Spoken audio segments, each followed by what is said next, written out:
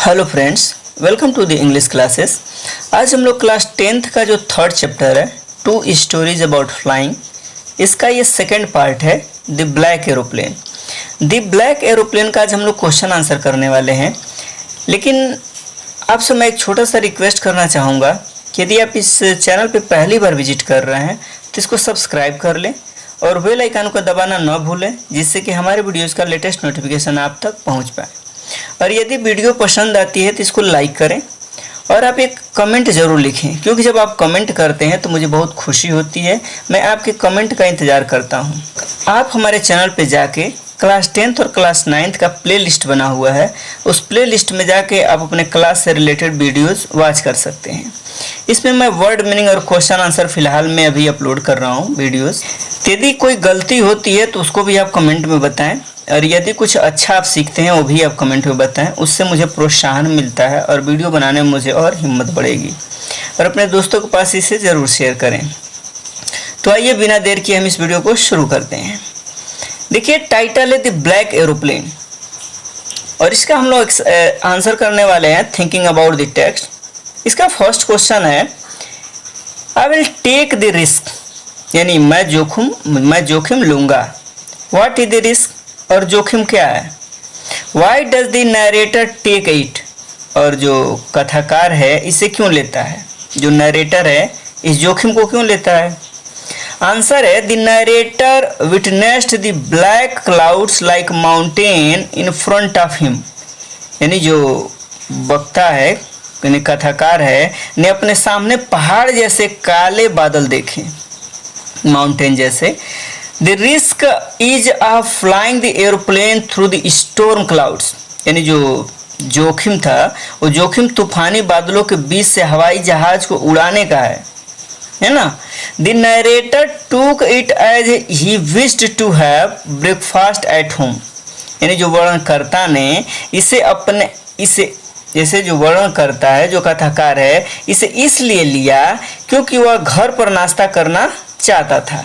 Second question है, describe the narrator's experience as he flew the aeroplane into the storm, यानी जो वर्णन करता है या कथाकार है कि उस अनुभव का वर्णन करें जब उसने हवाई जहाज को तूफान में उड़ाया। देखिए, इसको रीडिंग करते समय प्रोनाउंसिएशन थोड़ा बहुत चेंज हो सकता है, क्योंकि अलग अलग जगह के अनुसार अलग अलग प्रोनाउंसिएशन करते हैं लोग। उसको आप माइंड मत कीजिएगा, आप इसको रीड भी कर सकते हैं। आंसर इसका, the pilot was not able to see through the clouds, यानी पायलट जो था वो बादलों के बीच से नहीं देख पा रहा था। The plane got twisted inside the clouds, और विमान बादलों के अंदर मुड़ गया। His compass got out of order, और उसका जो कंपास था वो क्रम से बाहर हो गया। It seems to be dead, यानी यह मरा हुआ लग रहा था। The other instruments also suddenly got dead, और जो अन्य उपकरण थे वो भी अचानक मतलब मृत हो गए, मरने का समान हो गए।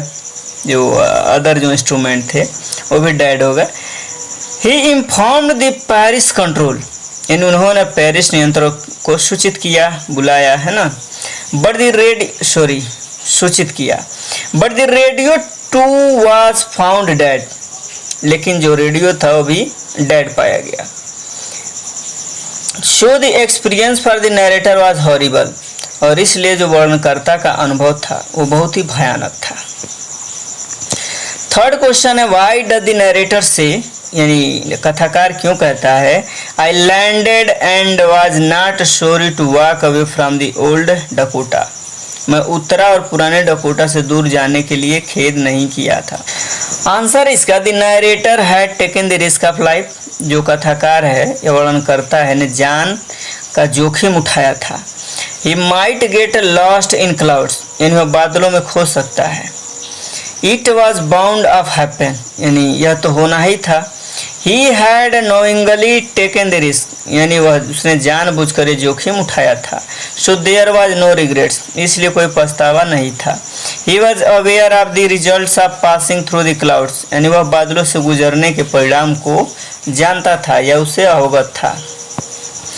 फोर्थ नंबर है, what made the women in the control centre look at the narrator strangely, यानी जो नियंत्रण केंद्र है, नियंत्रण केंद्र की महिला ने कथावाचक की ओर अजीब तरह से क्या देखा? इसका आंसर है द नाइट वॉज स्टॉर्मी, यानी रात तूफानी थी।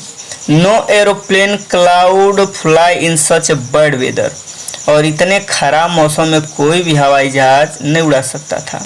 The lady was surprise to see the narrator's daring brave act for flying aeroplane in the extremely bad weather, और अत्यंत खराब मौसम में वर्णनकर्ता के हवाई जहाज उड़ाने के साहसिक कार्य को देखकर महिला जो थी वो कैसी थी? सरप्राइज थी, आश्चर्य हैरान थी। This made the woman in the control centre look at the narrator strangely, और इससे नियंत्रण केंद्र की महिला ने कथाकार की ओर अजीब तरह से देखा।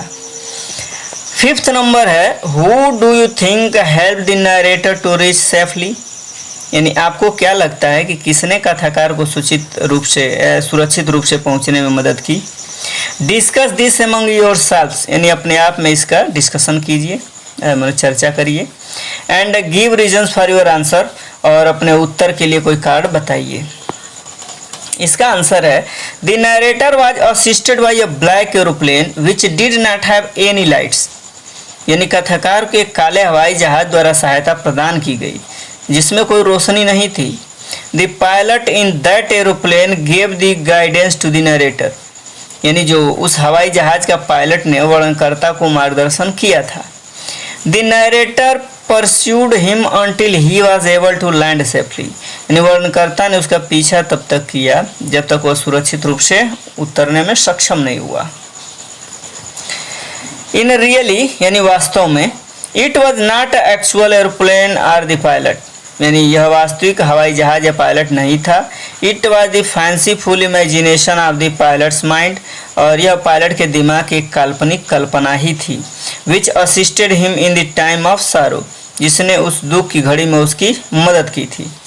तो हम उम्मीद करते हैं कि वीडियो पसंद आया होगा तो लाइक कीजिएगा, अपने दोस्तों के पास शेयर कीजिएगा। Thank you, thanks for watching.